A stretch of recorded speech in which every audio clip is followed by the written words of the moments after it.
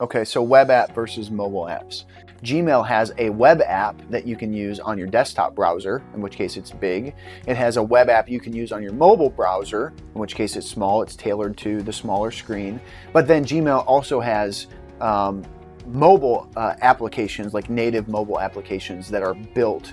There is actually an application that you can download from the App Store and get it on your phone. The modern web landscape actually gives us a lot of flexibility with a web application. And when I say a web application now, I mean HTML, CSS, JavaScript. So you load it in a browser to use it.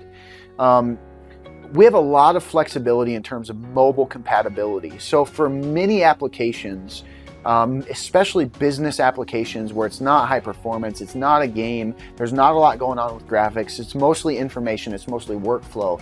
A lot of that stuff can actually be done through a properly built web application. That means I can have a web application that works just fine in a desktop environment, but then it also scales down to a mobile browser.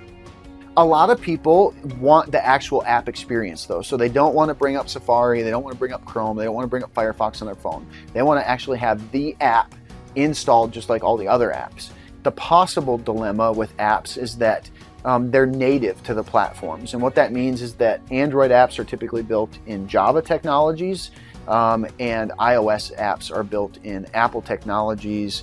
So if you really want a native app experience, you have to build usually at least three things. You have to build the native iOS app, you have to build the native Android app, and then you have to have the web app that at least has the APIs that serve both of these clients, but then potentially has a user interface for the desktop user.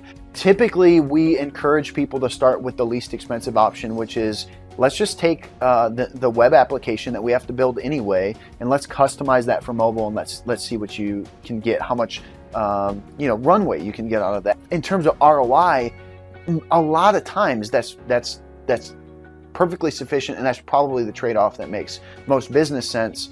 Especially until they get users actually using it and they figure out where the improvements need to be and whether or not a native app is actually going to be, give them the competitive advantage that they're looking for.